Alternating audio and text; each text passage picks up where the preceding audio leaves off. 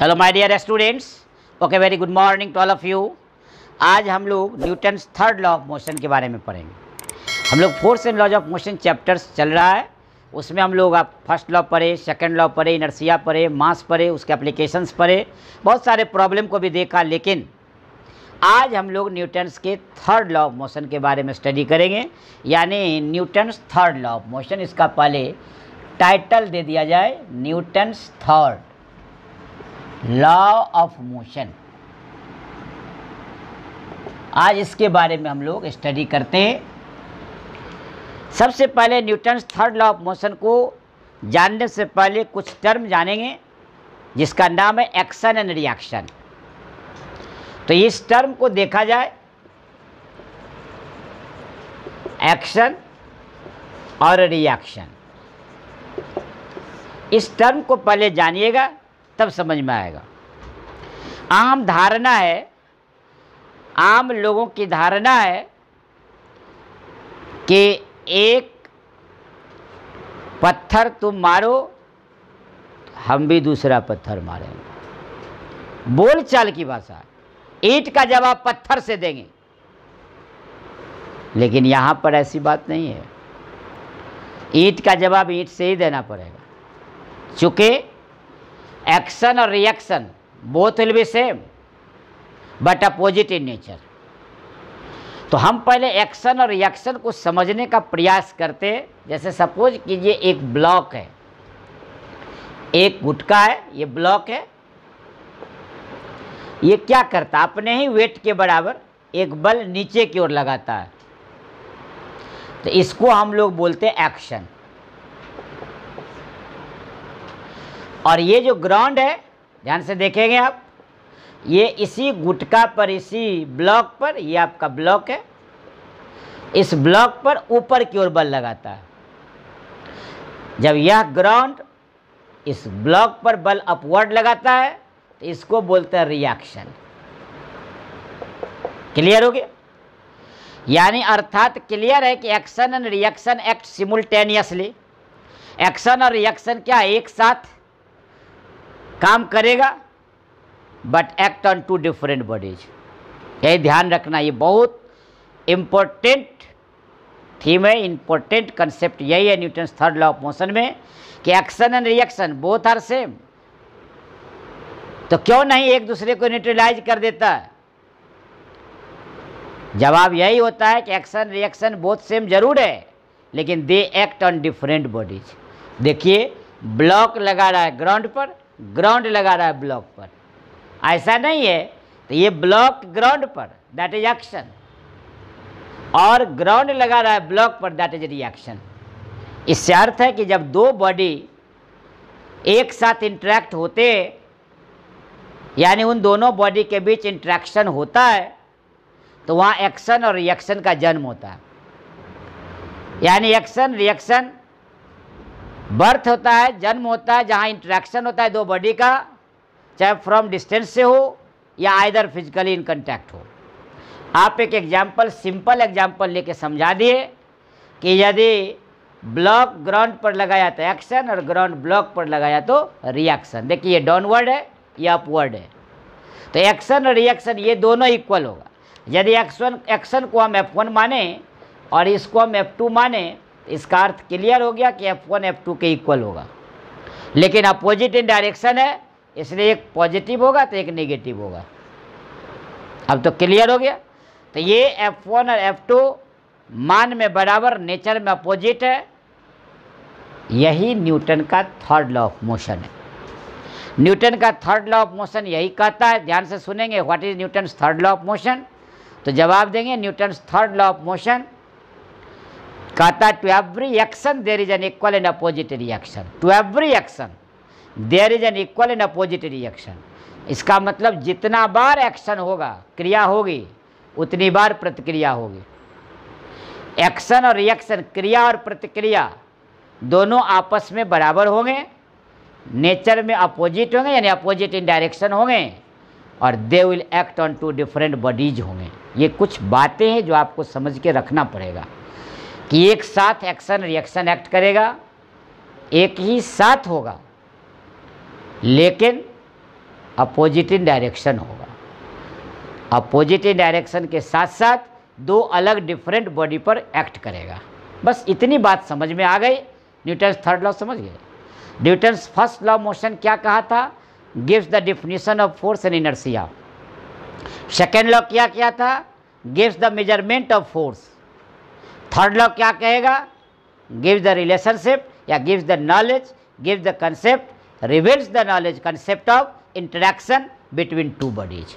यानी दो बॉडी के बीच के इंटरेक्शन को ये बताएगा, दर्शाएगा, समझाएगा। दो बॉडी हमेशा याद रखिएगा, एक बॉडी दूसरे बॉडी पर बल लगाएगी एक्शन, दूसरा बॉडी पहले बॉडी पर लगाएगा रिएक्शन। उतने ही मैग्नीट्यूड में लगाएगा, उतने ही परिमाण में लगाएगा जितना पहला लगाया था दूसरे पर। तो फर्स्ट बॉडी यदि दूसरे पर लगा रहा है तो एक्शन, दूसरा बॉडी पहला बॉडी पर लगा रहा है दैट इज रिएक्शन। तो action reaction act simultaneously, both are equal in magnitude but opposite in direction, they act on two different bodies, this is called Newton's third law of motion. अब इसका experimental है कि हम कैसे इसको प्रयोग द्वारा देख लें। कोई बात नहीं है, इसके प्रयोग द्वारा देखने के लिए आप क्या कीजिएगा, देखिए आप कुछ नहीं किए, ध्यान से देखिए। एक स्प्रिंग बैलेंस ले लिए, ये स्केल लगा रहेगा, ये स्केल लगा हुआ है बीच में, यहाँ इसके हुक से फंसा दिए। देखिए दूसरा, यहाँ भी स्केल लगा हुआ है, ये रीडिंग है, रीडिंग। अब देखिए ये क्या है, एक दूसरे के हुक में ये फंसा हुआ है। ये स्प्रिंग बैलेंस ए, ये स्प्रिंग बैलेंस 2। इसको क्या किए, ये एक रिजिड सपोर्ट दीवार है, ये दीवार है, इसमें बांध दिया। जब ये दीवार है तो इसको फ्री कर लिए। इसको आप क्या किए, ये हैंड बना दीजिए, हाथ, इससे खींचे आप, पुल किए। तो यदि हम इसको पुल किए तो क्या होगा, ये जो आपका 1 2 3 4 5 ये स्केल है, मानिए ना, रीडिंग है। जब आप इसको खींचे, ध्यान से देखिएगा, ये तो रिजिड है, दीवार से बंधा हुआ है, इसको आप खींचे, पुल किए, खींचे आप, तो ये रीडिंग दिखा दिया आपको, ये 6 न्यूटन है या 5 न्यूटन है मानिए, या 10 न्यूटन है, कोई तो दिखाएगा बल। तो ये स्प्रिंग बैलेंस में रीडिंग दिखा दिया कि 5 न्यूटन का आपने खींचा, यानी ये 5 केजी वेट है आपका, किलोग्राम भार। 1 किलोग्राम वेट 1 न्यूटन के बराबर होगा। ध्यान से देखेंगे तभी हम लोग इसको केजी वेट में नहीं, न्यूटने में दिखा रहे डायरेक्ट। तो ये बल लगा रहा। अब क्या किया, ध्यान से देखिएगा, तो इसका अर्थ दोनों तो एक दूसरे के हुक में है। तो ये इस पर बल लगाया, ये इस पर बल लगाया, तो देखिए ए इस पर बल लगाया, बी इस पर लगाया, इस पर भी आपको 5 न्यूटन ही दिखाई दे रहा। मेरा ये कहना है कि दो स्प्रिंग बैलेंस को एक दूसरे के हुक में फंसाकर, एक को रिजिड सपोर्ट से बांध दिए, दूसरे को हाथ से खींचे, तो देखते हैं कि दोनों पर रीडिंग सेम आता है। और यह प्रयोग एक बार नहीं अनेक बार किए, आप रिपीट पर रिपीट प्रयोग को करते गए, हर एक बार रीडिंग आपको देखते हैं कि दोनों में बैलेंस में सेम दिखा रहा। मान लीजिए 5 न्यूटन है तो इसमें भी 5 न्यूटन, नहीं उसमें 7 न्यूटन तो इसमें से ज़्यादा बल से लगा दिए, तो कोई 7 न्यूटन लगाया तो इस पर भी 7 न्यूटन। तो कहने का मतलब action and reaction both are same but opposite in direction. यानी यदि स्प्रिंग बी इधर लगा रहा है तो देखिए ए इधर लगा रहा है, क्लियर हो गया। तो ये डायरेक्शन चेंज हो गया लेकिन रीडिंग दोनों का क्या है, सेम है। तो ऐसी स्थिति में न्यूटन्स थर्ड लॉ को ये जस्टिफाई करता है। तो हम लोग क्या किए, न्यूटन्स थर्ड लॉ के बारे में समझ गए। पहले एक्शन क्या है, रिएक्शन क्या है, न्यूटन्स थर्ड लॉ का स्टेटमेंट क्या है, और एक्सपेरिमेंटल रिप्रेजेंटेशन क्या है, एक्सपेरिमेंटल वेरिफिकेशन क्या है। यह है आपका Newton's third law of motion. इसके कई एप्लीकेशन को भी जानेंगे, लेकिन उससे पहले थोड़ा इसका ब्रीफ नोट्स बना लेते हैं, ज़्यादा अच्छा रहेगा। हमने अभी बताया था Newton's third law of motion के बारे में, तो स्टार्ट करने से पहले मैंने बताया था, उस बात को मैं यहाँ लिखा नहीं क्योंकि मैं पहले लिखा चुका हूँ कि न्यूटन्स का first law gives the definition of force and inertia, second law gives the definition of measurement of force. लेकिन यहाँ हम लोग थर्ड लॉ से शुरू करते हैं, तो इसलिए this law describes the relationship between the forces of interaction between two objects. ये दो बॉडी के बीच फोर्स ऑफ इंटरेक्शन के रिलेशन को समझाता है, इसलिए हमने इंटरेक्शन को पहले समझा दिया। साफ लिखा हुआ है इंटरेक्शन में, the mutual influence between in two bodies through a force is called interaction. यानी परस्पर दो बॉडी एक दूसरे पर जो बल लगाएगी उसी को हम लोग बोलेंगे फोर्स ऑफ इंटरेक्शन। इसका अर्थ हो गया कि इंटरेक्शन दो शब्दों से बना, एक्शन एंड रिएक्शन। एक बॉडी दूसरे पर लगाएगी एक्शन और दूसरा पहला पर लगाएगी रिएक्शन। यही बात यहाँ है। The force exerted by any one of two bodies is called action, while the force exerted by the other is called reaction. Action and reaction act at the same time, बताए थे अभी हम सिमुल्टेनियसली लगेगी। सिमुल्टेनियसली को बोलते हैं सेम टाइम, आसान शब्द है, एक साथ, लेकिन बट ऑन डिफरेंट बॉडीज।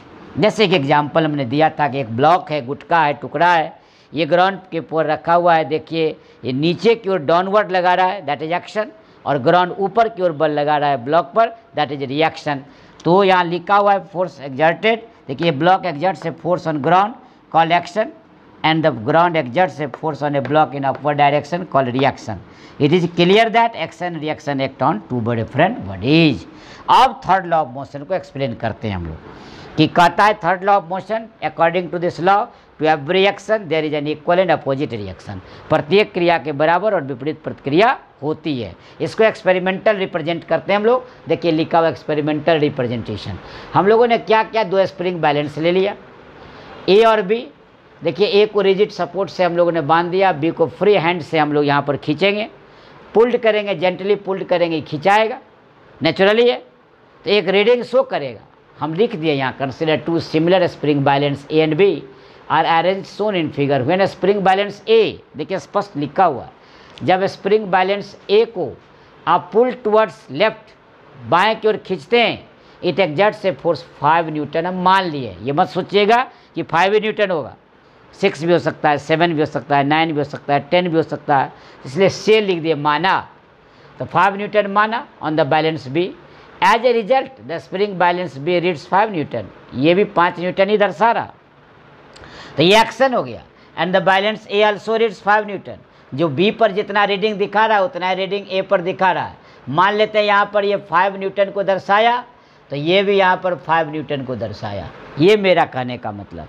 तो 5 न्यूटन दोनों दर्शा दिया, it means B represents a force 5 newton on the balance A, that is reaction, और इसमें लिखा हुआ दैट इज एक्शन। इसका अर्थ हो गया कि action reaction are equal but out in opposite direction. ये इधर, तो ये डायरेक्शन देखिए यहाँ शो हो रहा है, एक्शन इधर हो रहा है तो रिएक्शन इधर हो रहा है। इस तरह कोई भी एक्शन और रिएक्शन हो सकता है, ऐसा कोई बात नहीं है। बॉडी अलग अलग होंगे, एक्शन रिएक्शन एक बॉडी से दूसरे पर, दूसरा बॉडी से पहले पर होगा। इस तरह हम लोग Newton third law of motion को देखे। इसके बहुत सारे एप्लीकेशन है जहाँ थर्ड लॉ ऑफ मोशन को काफ़ी एक्सप्लेनेशन मिलता है, तो इसकी चर्चा हम लोग अगले लेक्चर में करते हैं। तब तक आप भी रखें अपना ख्याल और हम लेते हैं आपसे सुविधा। Thank you all, have a nice day to everybody.